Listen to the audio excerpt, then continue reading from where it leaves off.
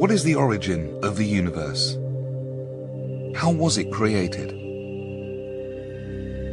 As you gaze with these incredible images taken with the Hubble Space Telescope, ask yourself how something so vast and magnificent could have come into being.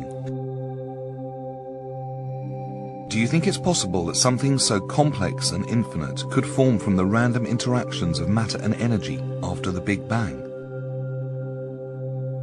Now ask yourself, what is the origin of my own self-awareness?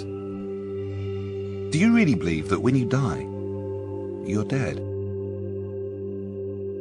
Human beings have wondered and debated these questions for millennia, but they have particular resonance at this juncture in our planetary history.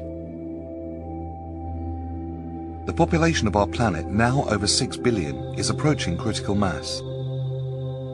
The consciousness of humanity is poised for a potential leap in awareness. But around which ideas will the new consciousness form? Will it be the same tired old themes of scarcity, competition, and conflict?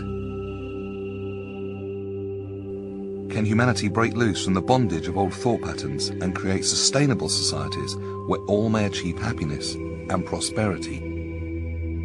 The answers to the direction of humanity's future and the origin of the universe itself lies in the answer to the question, what is consciousness? That is the subject of this movie. The ultimate question is, does your self-awareness depend on material structure, or does consciousness exist independently of physical bodies? How mankind resolves that question will determine the fate of our planet for the next 1,000 years.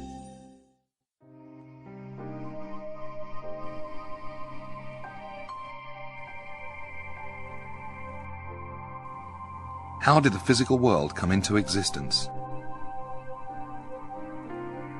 Some cosmologists suggest that all of the energy in the universe originated in a very small region of space called a singularity, and then suddenly there was a gigantic explosion which propelled that energy outwards. This theory and its offshoots is called the Big Bang theory. The law of conservation of energy, however, states that energy can neither be created nor destroyed. If that is so, then all of the energy in the entire universe must have existed without reduction or increase since the beginning of time. The question is, how did the singularity come into existence in the first place? To get around this problem, some suggest that the building blocks of the physical world are one-dimensional extended objects called strings. You may have heard of this. It's called string theory. A string is a very tiny amount of energy that vibrates at specific frequencies. In string theory, the necessity for singularities are avoided. Others say that our universe may have been created from another, older universe. It's also suggested that the universe originated in some sort of undetectable quantum excitement at unimaginably small scales. Nobel physicist John Wheeler, back in the 1960s, imagined that space-time has a foaminess to it, with sudden changes that could create infinitesimal wormholes and quantum black holes that evaporate almost instantaneously. All of this activity will be far below the level of detection of even our most powerful scientific instruments. Quantum field theory says that the fabric of space itself contains a sea of undetectable virtual particles winking in and out of existence. This scientific speculation is fascinating, but no matter how deeply we take this process into the microcosmic world, or how far back we go in time, we butt up against the fundamental quandary that it's impossible to create something from nothing. At some point we have to ask, how did the first something get created? The idea that the universe originated in some sort of infinitely small, undetectable process is valuable, however, because it blurs the boundary between matter and a pure creative potential. Such ideas bring us closer and closer to an undetectable and invisible creative principle. Professor Krishnamurthy says the universe was created by transformation of something which was latent before that. Creation is just a manifestation of what was unmanifest before. Something unmanifest would also be invisible to our senses. So in quantum physics we have almost a meeting of the minds between science and metaphysics. Science and religion are not so far apart. The Bible tells us, in the beginning was the Word, and the Word was God. What does that mean? It expresses the idea that the universe began as a fundamental vibration, a word, which came forth from a higher, non-physical consciousness. The primordial vibration of the universe has been called the Om or Aum in Eastern thought. Quantum physics acknowledges that the observable universe and the particles in it are just an excitation of an underlying quantum field. In string theory, matter and energy are the manifestation of vibrating loops of string. Common to all of these concepts is the idea that the material universe is fundamentally vibrational in nature. This idea leads to a powerful new way of looking at the universe and life, which we will expand on in future movies.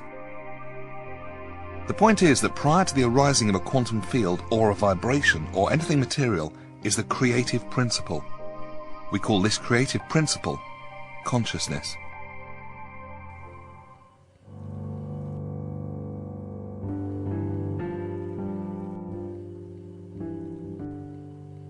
What is consciousness? Science says that consciousness is biologically based. In other words, that your self-awareness originates within your brain, and that when your body dies, you die. It is said that consciousness proceeds forth from the electrochemical activity within the brain. But this argument breaks down for the simple reason that matter cannot create matter. We then get involved in unanswerable questions like, which came first, the chicken or the egg? The answer, of course, is that both the chicken and egg are things. In order for even the tiniest bit of matter or energy to exist in the first place, it must have been created. But who or what is responsible for the creation of matter and energy? Because matter cannot create other matter, then, logically, that which creates must be non-material. Awareness itself must be non-physical in origin. A human being is first and foremost a spiritual being, temporarily associated with a physical body. This concept has been well understood by almost every culture in the history of our planet. It is not far-fetched. Indeed, the insistence that self-awareness terminates upon the death of the body is the nutty idea.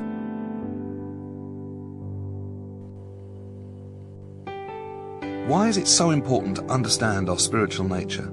Because behind the greed, the wars, the grasping for resources and the ills of our human societies lies a fundamental untruth, the belief that consciousness is dependent upon biology. This is the big lie. The belief that inevitable extinction of self-awareness is the fate of every human on Earth creates an almost undetectable, deep-rooted anxiety within all who believe so. Such an idea leads inevitably to competition and conflict, for one is operating under the false assumption that there is only a very little time to live, and then the extinguishing of your very soul. This scenario is enough to unconsciously terrify even the most optimistic person.